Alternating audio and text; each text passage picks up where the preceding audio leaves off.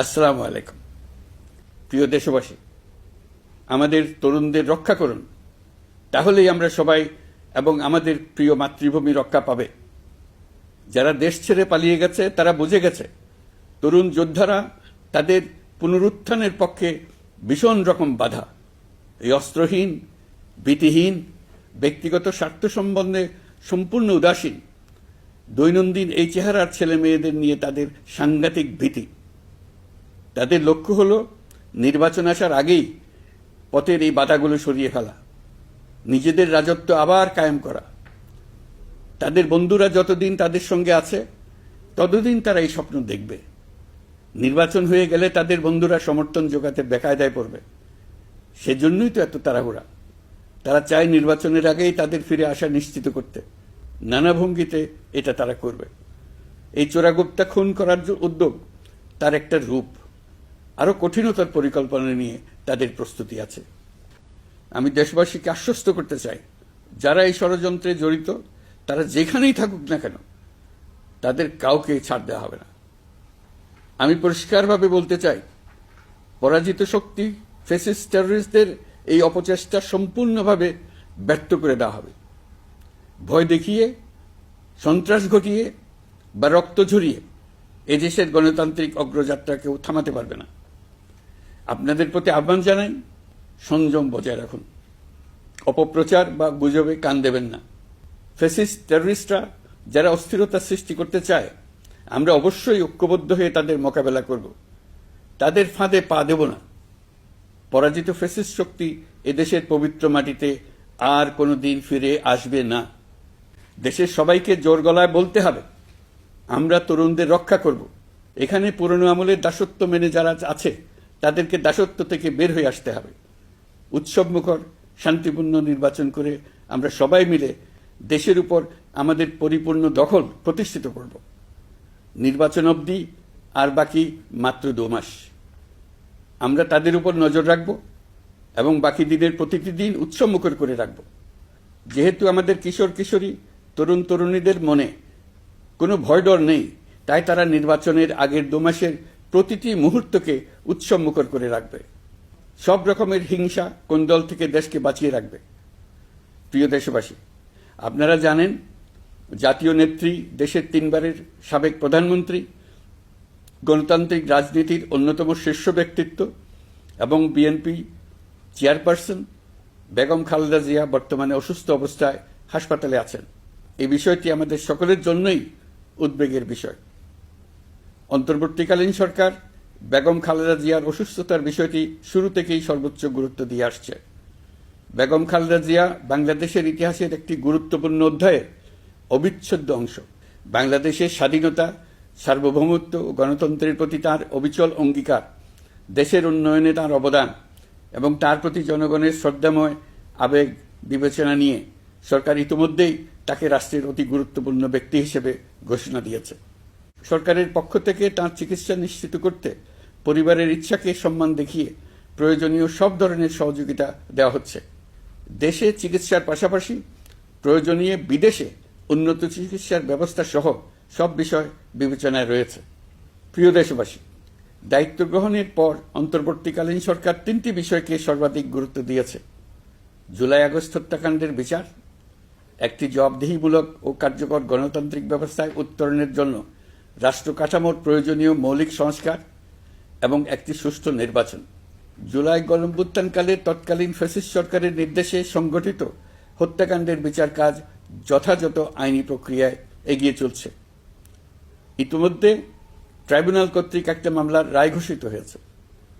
আন্তর্জাতিক অপরাধ ট্রাইব্যুনাল স্বাধীন ও স্বচ্ছ প্রমাণভিত্তিক বিচার প্রক্রিয়ার মাধ্যমে দেশের ছাত্র, শ্রমিক ও সাধারণ জনগণের উপর নির্বিচার হত্যাকাণ্ডের প্রধান নির্দেশদাতা হিসেবে পতিত ফ্যাসিস্ট সরকারের প্রধান শেখ হাসিনাকে মৃত্যুদণ্ড প্রদান করেছে।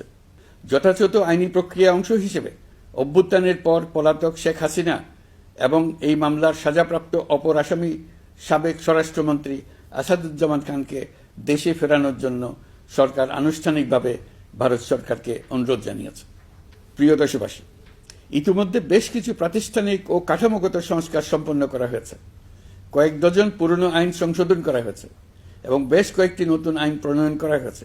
সংস্কারের সবচেয়ে বড় পদক্ষেপ হচ্ছে জুলাই জাতীয় সনদ। মৌলিক সাংবিধানিক সংস্কার নিশ্চিত করার জন্য এটি আদেশ আকারে জারি করা হয়েছে। জুলাই জাতীয় সনদ বাস্তবায়নে এখন নাগরিকদের অনুমোদন নেওয়ার পালা। তাই আগামী নির্বাচনে আপনাদের সিদ্ধান্ত অপরিসীম গুরুত্বপূর্ণ। গণতান্ত্রিক ভবিষ্যতের পথরেখা এখান থেকেই সূচিত হবে। আগামী সংসদ নির্বাচনের সময় একই সঙ্গে জুলাই জাতীয় সনদের উপর গণভোট অনুষ্ঠিত হবে। এই গণভোটে আপনারা হ্যাঁ না ভোটের মাধ্যমে সংস্কারের পক্ষে বা বিপক্ষে মতামত দিন। নির্বাচন কমিশন ইতিমধ্যে নির্বাচনের তফসিল ঘোষণা করেছে। আগামী 12 ফেব্রুয়ারি সাধারণ নির্বাচন ও গণভোট অনুষ্ঠিত হবে। এই লক্ষ্যে যাবতীয় প্রস্তুতি চূড়ান্ত করা হয়েছে। সরকার নির্বাচন কমিশনকে সর্বাত্মক সহযোগিতা দিয়ে যাচ্ছে। প্রিয় দেশবাসী, এবারের নির্বাচন ও গণভোট বাংলাদেশের ভবিষ্যৎ পথরেখা নির্ধারণের এক ঐতিহাসিক মুহূর্ত। আমরা কোন ধরনের রাষ্ট্র প্রত্যাশা করি তা নির্ভর করবে গণভোটের ফলাফলের উপরে। এই ভোটের মাধ্যমে ঠিক হবে নতুন বাংলাদেশের চরিত্র, কাঠামো ও অগ্রযাত্রার গতিপথ।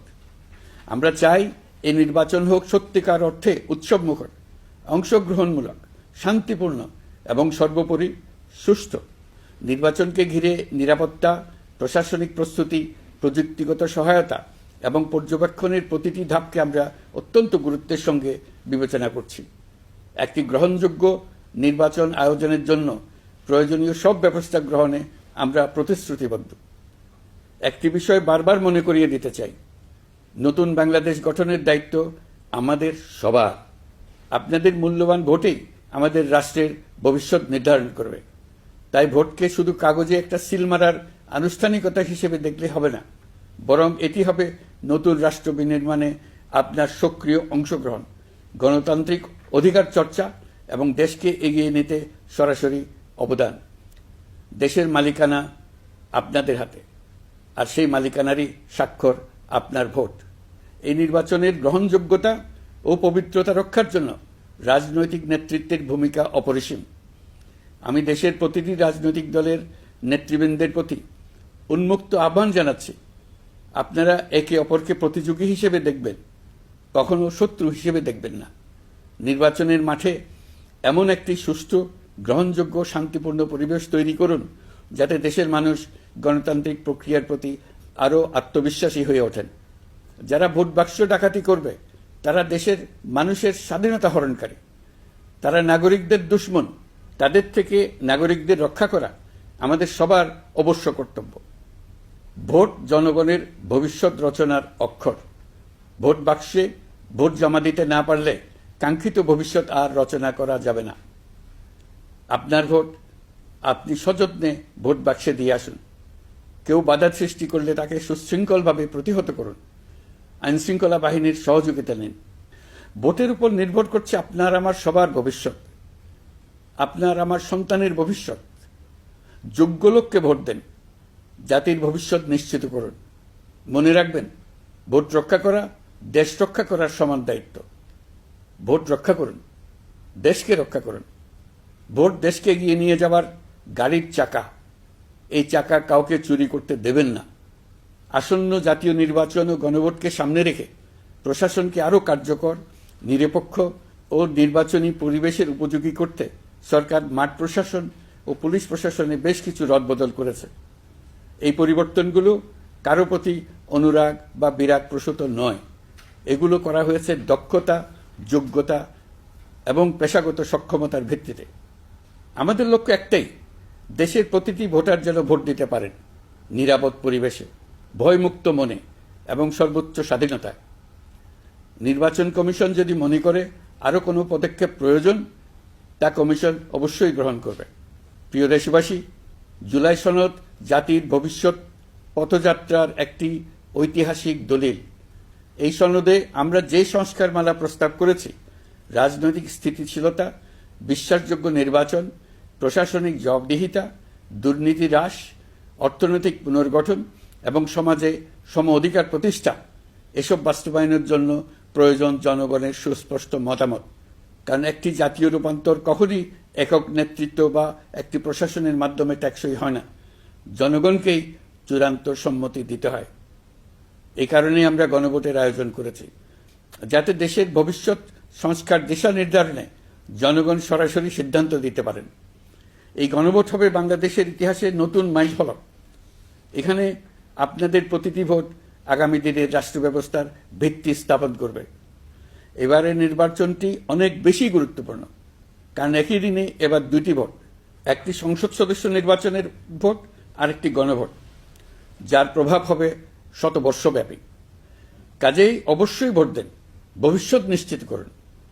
এর মাধ্যমে আপনারা জানিয়ে দিন আপনারা কি জুলাই সনদের সংস্কার কাঠামোকে এগিয়ে নিতে চান কি চান না। আপনাদের ভোটই নির্ধারণ করবে রাষ্ট্র কোন পথে অগ্রসর হবে, প্রশাসন কোন কাঠামোয় পুনর্গঠিত হবে এবং নতুন বাংলাদেশ কেমন রূপ পাবে। প্রিয় দেশবাসী, আপনারা জানেন জুলাই অভ্যুত্থানের সময় আমাদের প্রবাসী ভাই বোনেরা কি তৎপরতার সঙ্গে এগিয়ে এসেছিলেন। ফেসিবাদের মসনদ গুড়িয়ে দিতে তারা অভূতপূর্ব ভূমিকা রেখেছেন। প্রবাসীদের এই ভূমিকা শুধু জুলাইয়েই নয়, আমরা দেখেছি 1971 সালের মহান স্বাধীনতা সংগ্রামের সময়। কিন্তু পরিতাপের বিষয় হচ্ছে আমাদের এই প্রবাসী ভাই বোনেরা কখনোই ভোটাধিকার পাননি। অন্তর্বর্তীকালীন সরকারের সক্রিয় উদ্যোগের ফলে প্রথমবারের মতো লাখো লাখো প্রবাসী এবার পোস্টাল ব্যালটের মাধ্যমে ভোট দিতে যাচ্ছেন। এর ফলে প্রবাসীরা অত্যন্ত আনন্দিত, আমরাও আনন্দিত। একই সঙ্গে অনেক প্রবাসী নানা জটিলতায় উদ্যোগে সামিল হতে না পেরে ব্যথিত। আপনাদের আবেগের প্রতি আমরা শ্রদ্ধা রেখে বলছি, এবারের যে ধারা শুরু হলো তা ভবিষ্যতে থামবে না। আগামীতে আপনারা সবাই এই প্রক্রিয়ায় সামিল হতে পারবেন। প্রিয় দেশবাসী, আজ আমি আপনাদের সামনে আমাদের রাষ্ট্রের ন্যায় বিচার, আইন শৃঙ্খলা ও মানবাধিকার পরিস্থিতির বিষয়ে কিছু গুরুত্বপূর্ণ অগ্রগতি তুলে ধরতে চাই। একটি আধুনিক, ন্যায়ভিত্তিক ও জবাবদিহিমূলক রাষ্ট্র প্রতিষ্ঠার জন্য বিচার বিভাগকে স্বাধীন করা অত্যাবশ্যক। বহুদিন ধরে বিচার বিভাগ প্রশাসনের বিভিন্ন কাঠামোগত সীমাবদ্ধতার কারণে তার পূর্ণ সম্ভাবনা অনুযায়ী কাজ করতে পারেনি। এটি জনগণের ন্যায় বিচার পাওয়ার অধিকারের বাধা সৃষ্টি করেছে আর রাষ্ট্রের উপর মানুষের আস্থাকেও দুর্বল করেছে। অন্তর্বর্তীকালীন সরকারের অন্যতম বড় পদক্ষেপ বিচার বিভাগের প্রশাসনিক স্বাধীনতা নিশ্চিত করা। আনন্দের সঙ্গে আপনাদের জানাতে চাই, ইতিমধ্যে বিচার বিভাগকে স্বতন্ত্র প্রশাসনিক কাঠামো দিয়ে পৃথক সচিবালয় গঠন করা হয়েছে। এই পদক্ষেপ বাংলাদেশের বিচার ব্যবস্থার সংস্কারের ইতিহাসে একটি যুগান্তকারী মাইলফলক। এখন থেকে আর রাজনৈতিক কোনো চাপ বা প্রভাবের মাধ্যমে বিচারিক স্বাধীনতা যাতে ব্যাহত না হয় সে নিশ্চয়তা আরও জোরদার হবে। প্রিয় দেশবাসী, আমাদের দেশের পুলিশ প্রশাসন দীর্ঘদিন ধরে নানা সমস্যার মুখোমুখি। ফ্যাসিস্ট আমলের দুর্নীতি, ক্ষমতার অপব্যবহার ও স্বার্থান্বেষী নিয়োগের কারণে সাধারণ মানুষ পুলিশের প্রতি আস্থা হারিয়েছে। আমরা চাই এই আস্থা পুনঃপ্রতিষ্ঠিত হোক। সেই লক্ষ্যে গৃহীত হয়েছে পুলিশ কমিশন অধ্যাদেশ 2025। ফ্যাসিবাদী শাসন আমলে আমাদের মানবাধিকারহীন এক ভয়াবহ রাষ্ট্রে বসবাস করতে বাধ্য করা হয়েছিল। অথচ সেই ফ্যাসিস্ট সরকারেও জাতীয় মানবাধিকার কমিশন নামে একটি সংস্থার অস্তিত্ব ছিল। মূলত আজ্ঞাবহ লোকদের দ্বারা এই ধরনের প্রতিষ্ঠানগুলো পরিচালিত হতো নিজেদের অপকর্মের বৈধতা নিশ্চিত করার স্বার্থে। এই অসাধু ব্যবস্থার পরিসমাপ্তি ঘটানোর উদ্দেশ্যে অন্তর্বর্তীকালীন সরকার জাতীয় মানবাধিকার কমিশন অধ্যাদেশ 2025 জারি করেছে। প্রিয় দেশবাসী, আমরা আজ এক নতুন ইতিহাসের দোরগোড়ায় দাঁড়িয়ে আছি। এই দেশ আমাদের, এই রাষ্ট্র আমাদের, এর ভবিষ্যৎও আমাদের হাতেই। এখন আমাদের ঐক্যবদ্ধ হয়ে সামনে এগিয়ে যাওয়ার পালা। আমরা এবারের বিজয় দিবসকে জাতীয় জীবনে নতুনভাবে ঐক্যবদ্ধ হওয়ার সুবর্ণ সুযোগ হিসেবে নিতে চাই। মহান মুক্তিযুদ্ধ ও জুলাই গণ অভ্যুত্থানের ঐতিহাসিক অনুপ্রেরণা ধারণ করে জনগণের ক্ষমতায়নের লক্ষ্যে এগিয়ে যাওয়া এবং গণতান্ত্রিক উত্তরণের পথে যে নবযাত্রা সূচিত হয়েছে তা এগিয়ে নেওয়াই আমাদের সম্মিলিত দায়িত্ব। আসুন শতবর্ষের সংগ্রাম ও বহু কষ্টে অর্জিত স্বাধীনতাকে পূর্ণতা দিতে নতুন প্রজন্মের জন্য একটা নিরাপদ, সুখী ও সুন্দর বাংলাদেশ গড়ে তোলে। ধর্ম, বর্ণ, গোষ্ঠী এবং লিঙ্গ পরিচয় নির্বিশেষে সবাই ঐক্যবদ্ধভাবে হাতে হাত রেখে এগিয়ে যাই শান্তি, সমৃদ্ধি ও গণতন্ত্রের পথে। আসুন ন্যায় বিচার, গণতন্ত্র, মানবিকতা ও উন্নয়নের পথে একসঙ্গে এগিয়ে যাই। আল্লাহ হাফেজ।